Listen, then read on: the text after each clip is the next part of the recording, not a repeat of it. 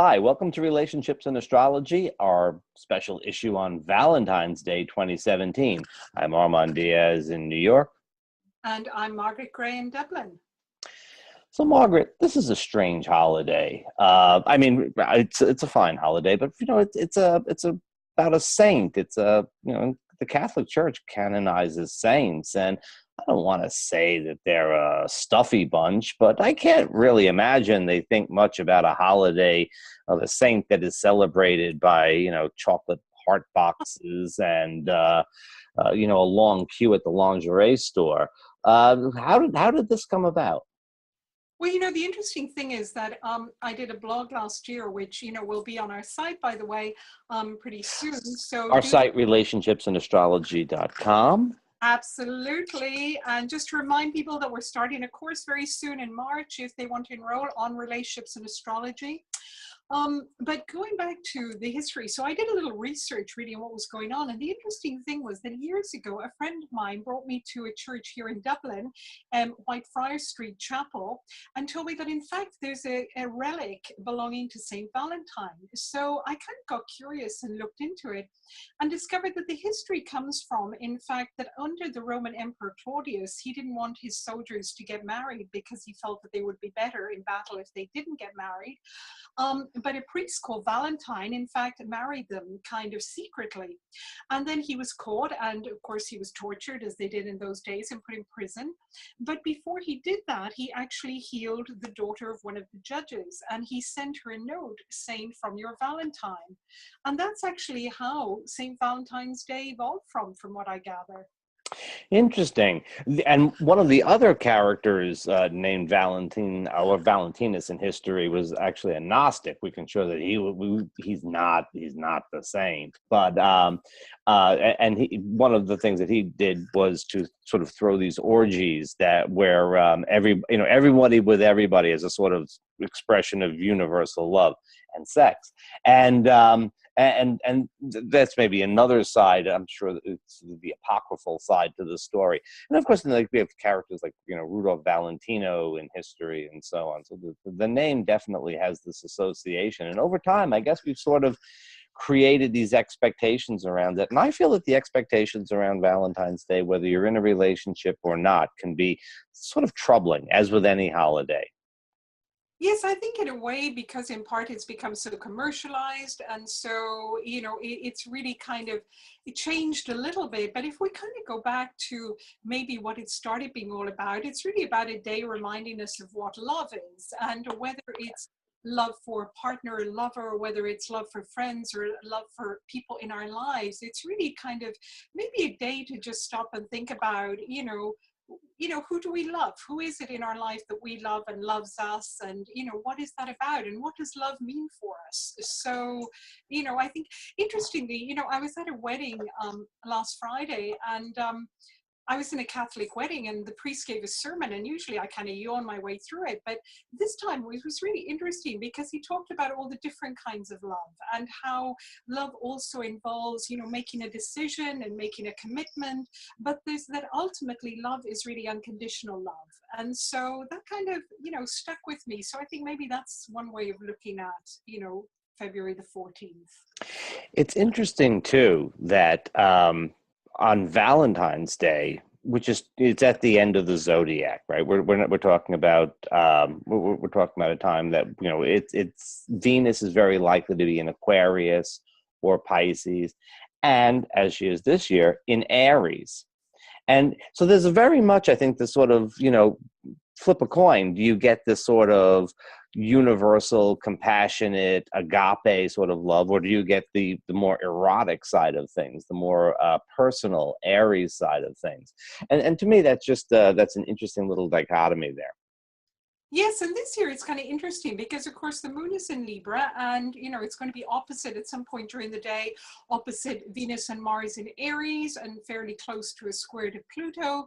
So it's quite a dynamic day, really, and potentially quite a passionate day. And that again, that push and pull between balance and relationship and thinking of somebody else and yet thinking of oneself, because that Venus Mars in Aries is fairly feisty and is pretty much, me first and what do I want? There could be a lot. Well, there could be a lot of, is it what I want or is it what we want to do? And there can be a little bit of like, why don't we do what I want us to do?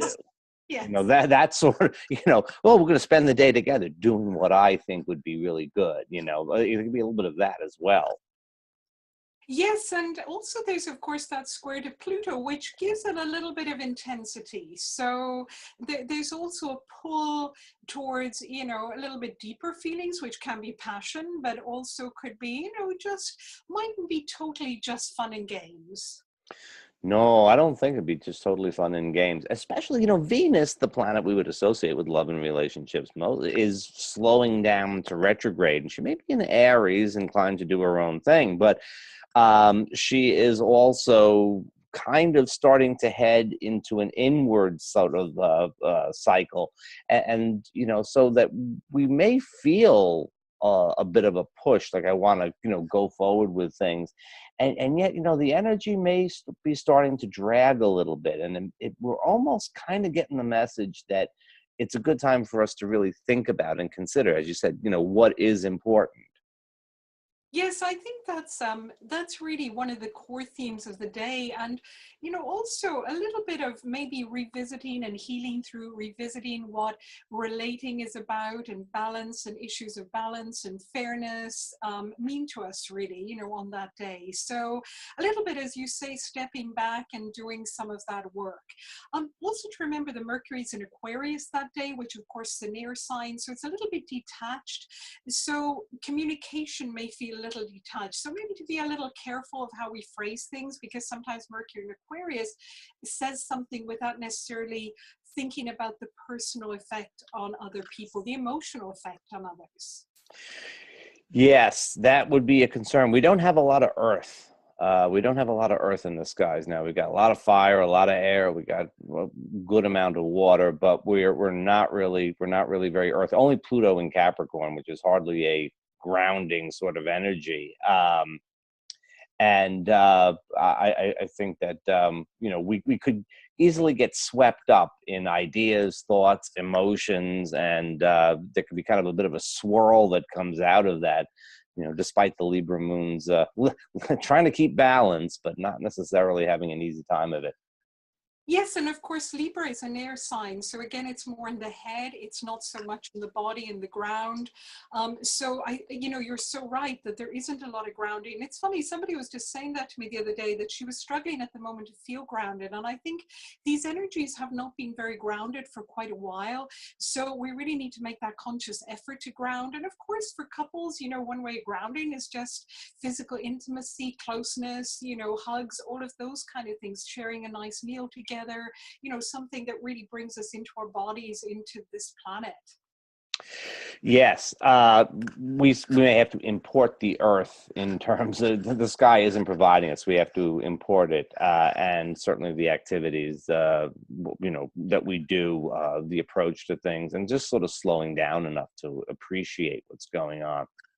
Yes, being in the moment, that's such a good way of grounding, isn't it? Being right in the moment and enjoying what's there. And just to mention, of course, that these themes are particularly relevant if anybody, of course, has the sun or the moon or, major personal planets in Aries in particular, or in Libra. And of course, it's ongoing in terms of Capricorn because of Pluto being in Capricorn and the opposite Cancer. Not that these themes are not relevant to everyone, but if you do have planets, around, particularly around those degrees, where Mars is, which is around 12, degrees, and Venus around 7. So between about 6 and 13 degrees, Aries and Libra, they're pretty important degrees to kind of note. I think the fire signs in general, I think Leo and Sagittarius will be feeling that as well. And maybe I would extend that to the air signs. Not that if you're an earth or a water sign, you can't have a nice day. It's a Tuesday, though. It didn't land on a Friday or a Saturday this year. It's a Tuesday. So, Yeah, I think people may be celebrating before, after. So, this is really what we're talking about, are the energies that's that specific day. Right. Yes. It's very much. Although afterwards the moon goes into Scorpio, so maybe a Tuesday night out isn't the worst idea either. Yes, then it really gets intense. But, on the following weekend, we'll have some Sagittarian energy to help out. So, maybe manage expectations a little bit by, acknowledging the day, but maybe putting the party on, either before or after. And, just, and manage your expectations is always just a good idea for something like this. We can often feel that, things are not as wonderful as they are in the greeting card commercial. I don't have greeting cards anymore, but, the commercials. Yes, and also not forgetting that kind of, I know this is cliche and whatever, but love starts with ourselves. So really it's also a day to think about self-love and self-nurturing and, maybe treating ourselves to, a bouquet of flowers Yeah. ourselves or something beautiful for ourselves or a lovely box of chocolates or whatever feels like a treat or an evening at the spa, whatever is nice, because that's something we can all do. So With the Aries energy, that may be the best way to spend the day. I'm going to go do my thing. You have a good time. We'll meet back on Friday. that might be the way forward. So have a wonderful Valentine's Day, everyone, and we'll be back with our next recording. I'm going to eat a chocolate, and I will see you in a bit. Absolutely enjoy, Armand. Bye-bye. Bye.